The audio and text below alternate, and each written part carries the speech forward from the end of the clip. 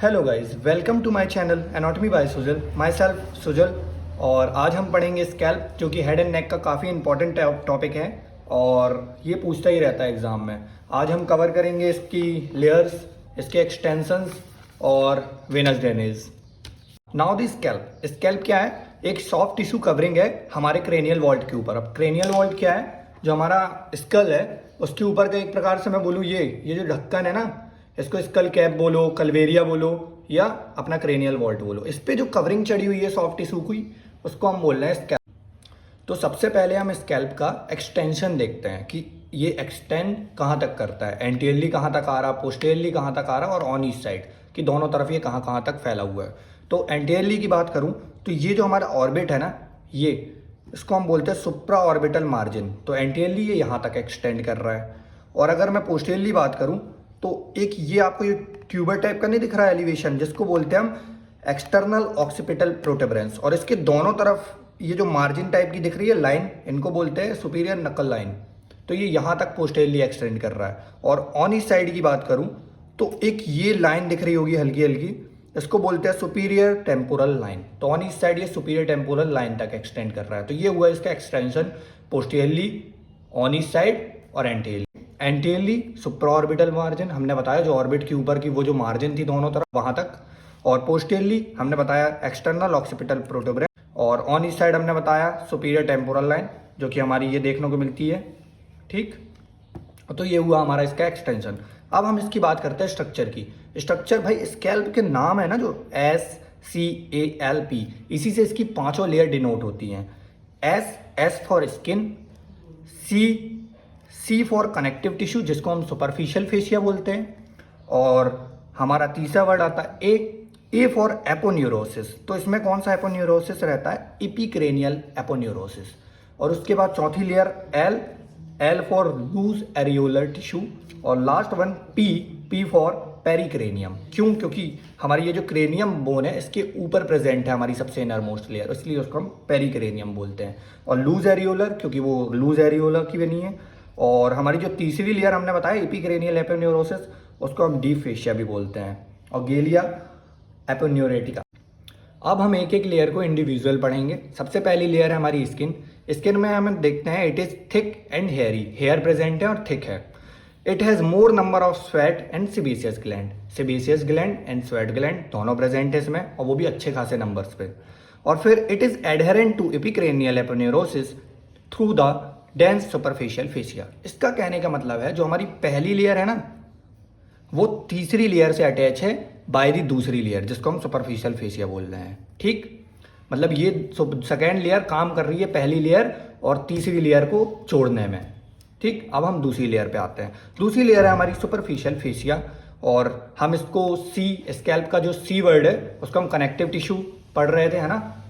तो ये जो है ना भाई, मोर फाइब्रस है एंड डेंस है इन दी सेंटर। अगर पेरीफेरी में देखेंगे ना, मतलब जो पेराइटल रीजन है वहां पे अच्छी खासी मोटी है, अच्छी खासी। और पेरीफेरी में जाता है तो हल्की सी थोड़ी ये थिन हो जाती है। It contain many blood vessels. भाई बहुत सारी ब्लड वेसल्स कंटेन करती है। जैसे डायग्राम में बताना चाहूंगा कि देखो, सबसे पहली लेयर हेयर प्रेजेंट है इसमें, ठीक। और सेकेंड लेयर में देखो ये, तो इसमें वेन और आर्टरी, मतलब ब्लड वेसल्स कंटेन करती है ये। ठीक, it is blend into skin. भाई हमने बताया कि ये ऊपर स्किन से अटैच है। ठीक, provide the proper medium blood vessels and nerve. भाई ये हमारी ब्लड वेसल्स और नर्व के लिए एक अच्छा खासा रास्ता बनाता है, एक मीडियम प्रोवाइड करता है जिससे कि हमारी वो पास हो सके वहाँ। हमारी second layer superficial fascia and होने के बाद हमें एक देखने को मिलती है मसल, जिसका नाम है ऑक्सीपिटोफ्रंटालिस मसल। इसकी दो बेलीज होती हैं, ऑक्सीपिटैलिस एंड फ्रंटालिस। नाम से समझ में आ रहा, जो फ्रंटालिस है वो हमारी फ्रंटल बोन के ऊपर प्रेजेंट है और ऑक्सीपिटैलिस ऑक्सीपिटल बोन के ऊपर। डायग्राम से समझाता हूँ। ये जो है ना, ये आगे वाली, ये फ्रंटालिस बैली है, ये फ्रंटल बोन के ऊपर दिख रही है तुमको, आगे है। और ये जो है पीछे, ये ऑक्सीपिटैलिस है जो कि ऑक्सीपिटल बोन के ऊपर है। ठीक, तो ये बैली क्लियर हुई। अब हम एक एक को इंडिविजुअल पढ़ेंगे।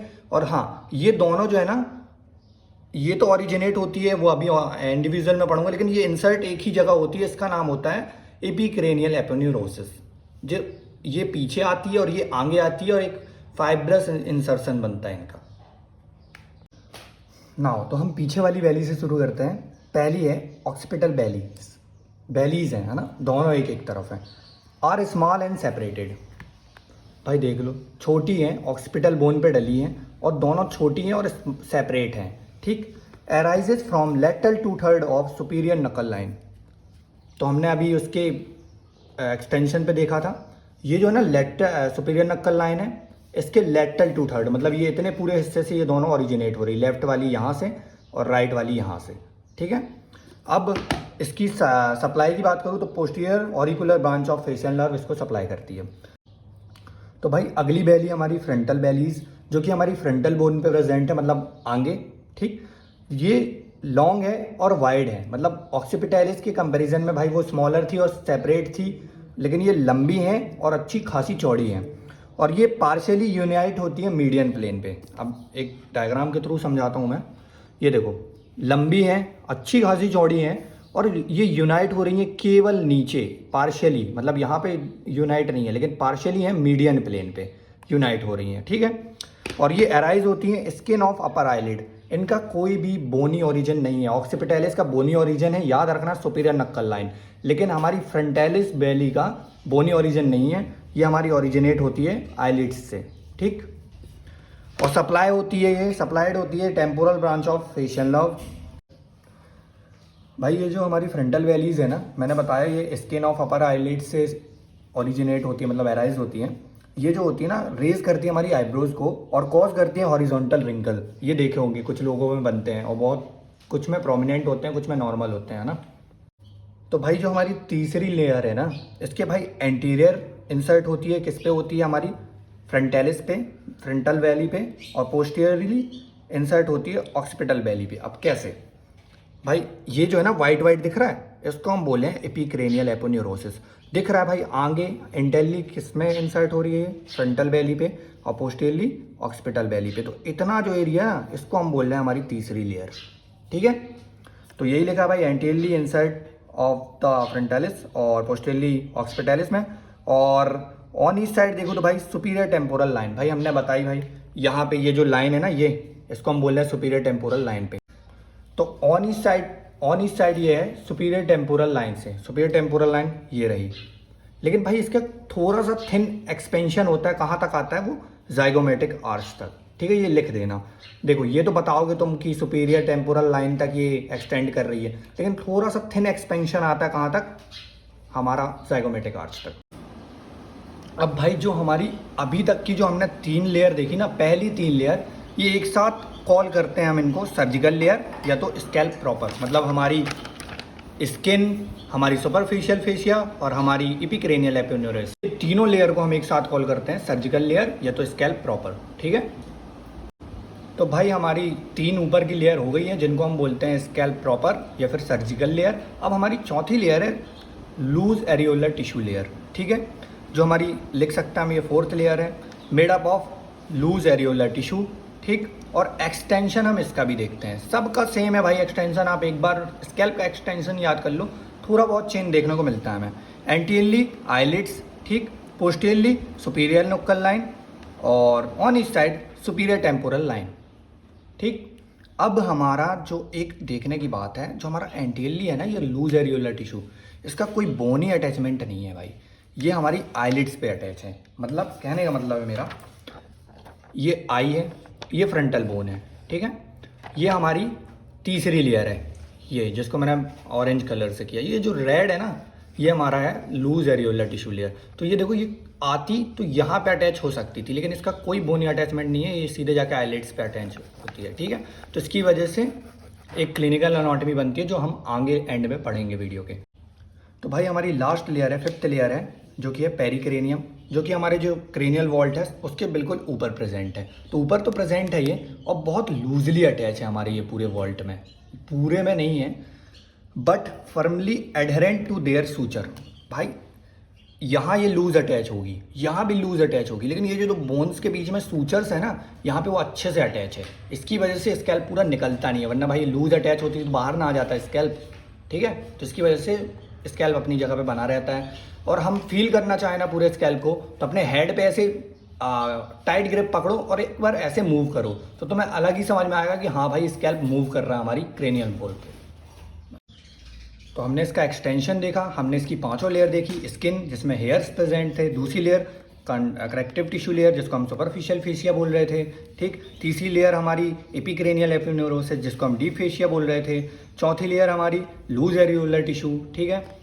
और पांचवी लेयर हमारी लास्ट एपिक्रेनियल जो कि सबसे इनर मोस्ट थी। अब एक बात बताऊं मैं, अगर आपको कंटेंट बढ़ाना है ये सारी लेयर पे तो तुम एक बात फर्स्ट लेयर में लिख दो तुम it is the first layer, इसको लिख दो तुम सबसे डीपेस्ट लेयर है। अगर जैसे लूज एरियोलर बताना है तो बता सकते हो it is present deep to the third layer and above to the fifth layer, समझ रहे हो, इससे तुम्हारा कंटेंट बढ़ सकता है। तो गाइज अब हम देखते हैं हमारे स्कैल्प की आर्टेरियल सप्लाई। ये हमारा सुपीरियर व्यू है स्कैल्प का। ये राइट साइड भूल जाओ, ये पूरा नर्व वाला एरिया है, अभी हम इसको बाद में देखेंगे। पहले आर्टरी सप्लाई देखते हैं। तो आर्टरी सप्लाई में क्या है भाई, जितनी लेफ्ट में कर रही हैं सेम राइट पे करेंगी। तो लेफ्ट में हमारी 5 करती हैं। अब इनको बांटते कैसे हैं, ऑरिकल के आगे 3 हैं और ऑरिकल मतलब ईयर के पीछे 2 हैं, ठीक। अब इनके मैं नाम बताता हूँ। सबसे पहले सुप्रा ट्रोक्लियर और सुप्रा ऑर्बिटल। ये किसकी ब्रांच है हमारी, ऑप्थेल्मिक आर्टरी की। अब ऑप्थेल्मिक आर्टरी किसकी ब्रांच है, इंटरनल कैरोटिड। अब भाई चिटाई बहुत ज़्यादा हो गई, अब मैं समझाता हूँ, ठीक है। इंटरनल कैरोटिड आर्टरी जो है ना भाई, एक हमारी ब्रांच देती है, उसका नाम है ऑप्थेल्मिक आर्टरी, ये वाली। अब ये जो है ना ऑर्बिट में आके 2 ब्रांच देती है, सुप्रा ऑर्बिटल और सुप्रा ट्रोक्लियर। अब देखो इस पे बताता हूँ मैं कहाँ पे। मानो यहाँ पे आई ऑप्थेल्मिक आर्टरी, उसने एक ऑर्बिटल दी सुप्रा ऑर्बिटल जो कि यहाँ से स्कैल्प को करेगी, और एक इस साइड दी सुप्रा ट्रोक्लियर। अब ट्रोक्लियर मतलब क्यों बोलना है भाई, जब कुआं होता है हमारा, उससे पानी निकालना होता है तो हम उससे रस्सी डालते हैं, तो यहाँ पे रस्सी कट सकती है, तो हम वहाँ पे एक पुल्ली बनाते हैं। पुल्ली मतलब जिससे हम वो रस्सा डालते हैं और इजीली पानी ऐसे बाहर निकलता है और रस्सी कटती नहीं है। सेम थिंग यहाँ पे एक्स्ट्रा ऑक्यूलर मसल होती है जिनके लिए एक ट्रोक्लियर लगा होता है, पुल्ली का काम करता है, ठीक है। वो इजीली मूव हो पाती हैं, तो वहाँ से वो आर्टरी जाती है ऊपर जिसको हम बोलते हैं सुप्रा ट्रोक्लियर आर्टरी। तो ये दोनों क्लियर हुई, किसकी ब्रांच है, ये क्लियर हुआ इंटरनल कैरोटिड की। अब हमारी तीसरी ब्रांच जो है हमारी ये वाली, ये हमारी ऑरिकल के आगे है, बट इसको हम बोलते हैं सुपरफिशियल टेम्पोरल आर्टरी, ठीक। तो ये कहाँ पे है भाई, ये लेटरल व्यू है। अगर यहाँ पे हमारा ईयर प्रेजेंट है तो ये यहाँ से असेंड करती है, ये एक्सटर्नल कैरोटिड आर्टरी की ब्रांच है। टेम्पोरल बोन के ऊपर और सुपरफिशियली असेंड कर रही है, ठीक है, असेंड कर रही है, ऊपर जा रही है, तो इसलिए सुपरफिशियल टेम्पोरल आर्टरी, ठीक। अब हमारी ऑरिकल के बिहाइंड आ जाते हैं भाई, ठीक। तो कुछ नहीं है, ऑरिकल मतलब हमारा ईयर, तो इसके पीछे पहली एक आर्टरी है बिल्कुल पीछे, इसका नाम है पोस्टीरियर ऑरिकुलर आर्टरी, मतलब जो हमारा कान है उसके जस्ट पीछे से ऊपर जा रही है, ठीक। तो इसलिए पोस्टीरियर ऑरिकुलर आर्टरी। और एक और हमारी लास्ट है ऑक्सीपिटल आर्टरी। ऑक्सीपिटल आर्टरी क्या है भाई, पीछे ऑक्सीपिटल बोन के पास है, ठीक, इसलिए हमको ऑक्सीपिटल आर्टरी बोलते हैं। अब ये सेम आर्टरी हमारी राइट साइड भी होंगी, तो है ना, तो तुम डायग्राम बना सकते हो। और जितने ऐसे नाम है ना, ये supratrochlear, supraorbital, superficial temporal, posterior auricular और ऑक्सीपिटल आर्टरी, इन सभी के नाम पे सेम वेन होती है हमारी, तो ज़्यादा तुमको कंफ्यूज होने की ज़रूरत नहीं है। आर्टरी के नाम याद रखोगे, पीछे वेन लगाना, वेन के भी याद हो जाएंगे, ठीक है। तो इस पर ये लिख सकते हो तुम, जो हमारी आगे की 2 थी ना वो हमारी इंटरनल कैरोटिड की ब्रांच थी, और जो पीछे की 3 है ना भाई, एक ऑरिकल के आगे वाली और बाकी ऑरिकल के 2 पीछे वाली, वो एक्सटर्नल कैरोटिड आर्टरी की ब्रांच है भाई। अब हम पढ़ते हैं भाई हमारा वेनस ड्रेनेज स्कैल्प का। तो देखो भाई, हमने जो आर्टरी देखी थी ना 5, सेम उन्हीं के नाम पे हमारी वेन्स हैं और वहीं से ही उतरती हैं हमारे से। ये देखो, ये मैंने यहाँ पे इनका नाम लिखा है, ठीक। सुप्रा trochlear, supraorbital, superficial temporal, maxillary और पोस्टीरियर ऑरिकुलर और ऑक्सीपिटल। ये मैक्सिलरी में अभी बताता हूँ, ठीक। तो भाई ये जो डायग्राम है भाई बड़ी मुश्किल से बनाया है, ठीक। इसमें हमारी मदद की है इन्होंने, ठीक। मैं यहाँ पे बनाता बट यहाँ पे इसके हेयर थे तो इजीली दिखता नहीं आपको, तो इसलिए इसको पीछे बनाया। कैसा लग रहा है एक बार बताना ज़रूर, ठीक। तो हमने देखा आर्टेरियल सप्लाई में, है ना, कि सेम भाई हमारी सेम नाम की हमारी वेन्स हैं, supratrochlear, supraorbital, superficial temporal, posterior auricle और ऑक्सीपिटल। तो हमारी जो ऑर्बिटल है ना, सुप्रा ऑर्बिटल और ट्रोक्लियर, ये क्या करते हैं, सुप्रा ट्रोक्लियर और सुप्रा ऑर्बिटल, ये हमारी मर्ज होती हैं कहाँ पे, मीडियल एंगल ऑफ आई पे, यहाँ पे, और ये फॉर्म करती है यहाँ पे एंगल पे, मीडियल एंगल पे, तो इसको हम बोलते हैं एंगुलर वेन, ठीक है। अब एंगुलर वेन क्या करती है, फेस पे आती है और बनती है हमारी फेशियल वेन। अब भाई जो हमारा कैवर्नस साइनस है ना, वहाँ से हमारा वेनस ब्लड टेरेगॉइड प्लेक्सस में आता है। कैसे आता है, इमेजिनरी वेन से, ठीक है। अब हमारा जो टेरेगॉइड प्लेक्सस है वो by the deep facial vein हमारी फेशियल वेन से कनेक्ट होता है और ये दोनों फॉर्म करती है कॉमन फेशियल वेन। और कॉमन फेशियल वेन क्या करती है, अब हम थोड़ा इसको लूँगा मैं यहाँ पे, इसको याद रखना, कॉमन फेशियल वेन तक हम पहुँचे हैं, मतलब यहाँ तक, ठीक। तो हमारी 2 वेन एंड हो चुकी है यहाँ तक, है ना। तो अब हमारी तीसरी आती है हमारी सुपरफिशियल टेम्पोरल। सुपरफिशियल टेम्पोरल भाई नीचे आती है, और मैक्सिला से एक वेन आती है मैक्सिलरी वेन, ठीक, मैक्सिलरी एरिया से, और ये दोनों मिलके बनाते हैं हमारी रेट्रोमैंडिबुलर वेन। क्यों भाई, ये मैंडिबल है, ठीक है, तो ये दोनों यहाँ पे प्रेजेंट हैं। ये यहाँ से आई सुपरफिशियल टेम्पोरल, यहाँ से आई मैक्सिलरी, और यहाँ पे बना लेती है रेट्रोमैंडिबुलर, मैंडिबल के पीछे है, ठीक। तो ये रेट्रोमैंडिबुलर जो है ना छोटी सी होती है, और फिर ये बाइफरकेट हो जाती है, anterior division and posterior division. Anterior division क्या करता है भाई, जो हमारी ये आई थी ना फेशियल से मिल के बना लेते हैं ये दोनों, ठीक, और मिलने के बाद ये दोनों हमारे ड्रेन हो जाते हैं किस पे, इंटरनल जुगुलर वेन पे, ठीक। ये हमारे 3 हो गई हैं। अब हमें बस ऑरिकल के पीछे वाली देखनी है भाई। तो ऑरिकल के पीछे जो हमारी पोस्टीरियर ऑरिकल है, ठीक है, वो क्या करती है भाई, नीचे आती है, जो हमारा पोस्टीरियर डिवीजन था रेट्रोमैंडिबुलर का, उससे मर्ज होके एक्सटर्नल जुगुलर वेन में जाती है, और वो डायरेक्ट ओपन होती है हमारी सबक्लेवियन वेन पे, ठीक है। तो ये होता है भाई। और जो हमारी ऑक्सीपिटल है ना भाई, ऑक्सीपिटल, ये डायरेक्ट हमारी और सब ऑक्सीपिटल वेनस प्लेक्सस वहाँ पे अपना ड्रेन कर देती है भाई। मैंने एक ये इसका फ्लो चार्ट देखा था मैंने, ठीक है, तो मैंने तुम लोगों के लिए बनाया था ये। तो देखो ये हमारी, ये तो डायग्राम बनाई दोगे, है ना, और सेम जैसे आर्टरी हमारी थी, ठीक, तो इस पर भी तुम बता सकते हो कि भाई सेम जैसे आर्टरी बनी है वैसी वेन बना लो तुम, नाम भी सेम है, बस वेन लगाना है आर्टरी की जगह पे, और ये डायग्राम हो जाएगा हमारा जिसपे हमारा पूरा ड्रेनेज दिख रहा है। तो हम फिर ये फ्लो चार्ट देखते हैं वेनस ड्रेनेज का। सुप्राट्रॉक्लियर, सुप्रा ऑर्बिटल, मर्ज हुई, एंगुलर बनाई, एंगुलर के बाद फेस पे आई तो फेशियल बनाई, ठीक है। उसके बाद हमारी सुपरफिशियल टेम्पोरल मैक्सिलरी से ऐड हुई और बनाई रेट्रोमैंडिबुलर। रेट्रोमैंडिबुलर 2 में डिवाइड हुई, एंटीरियर डिवीजन और पोस्टीरियर डिवीजन। एंटीरियर डिवीजन हमारा फेशियल वेन से मर्ज होकर बना रहा है कॉमन फेशियल वेन, जो कि हमारी इंटरनल जुगुलर वेन पे ड्रेन होता है। और जो पोस्टीरियर डिवीजन था वो हमारा पोस्टीरियर ऑरिकुलर से मर्ज होकर बनाता है एक्सटर्नल जुगुलर वेन, जो कि सबक्लेवियन में ओपन होती है। और हमारी ऑक्सीपिटल इंडिविजुअल चलती है भाई, सीधे जाके वो सब ऑक्सीपिटल वेनस प्लेक्सस में अपना ड्रेन कर देती है। तो इस तरह से हमारा खत्म होता है भाई वेनस ड्रेनेज ऑफ स्कैल्प।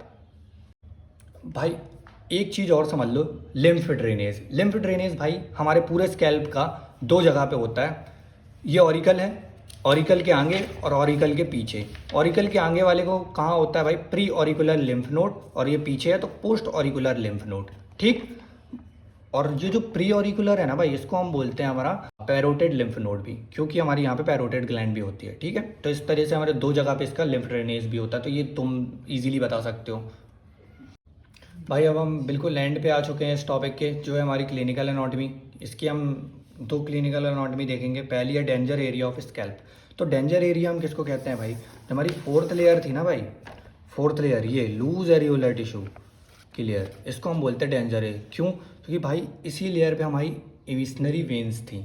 तो ये क्या होता है, जो हमारी इमिशनरी वेन्स क्या कर रही हैं भाई, साफ साफ दिख रहा है भाई, जो हमारी पेरीफेरी की लेयर है ना, मतलब स्कैल्प की लेयर्स को डायरेक्ट कनेक्ट कर रही है भाई हमारे इंटर क्रेनियल वेनस साइनसेस से, ठीक। तो अगर हमारा यहाँ इन्फेक्शन होगा तो वो अंदर आ जाएगा थ्रू दिस वेन, है ना, इंटर क्रेनियल में आ जाएगा, तो ये इन्फेक्शन स्प्रेड कर सकती है। तो इसलिए हमें लिखा है emissary vein can transmit infection from the this layer to the intracranial venous sinus, ठीक। तो हमारी 4th लेयर होती है, जो कि हमें जिसको कहते हैं हम डेंजर एरिया ऑफ।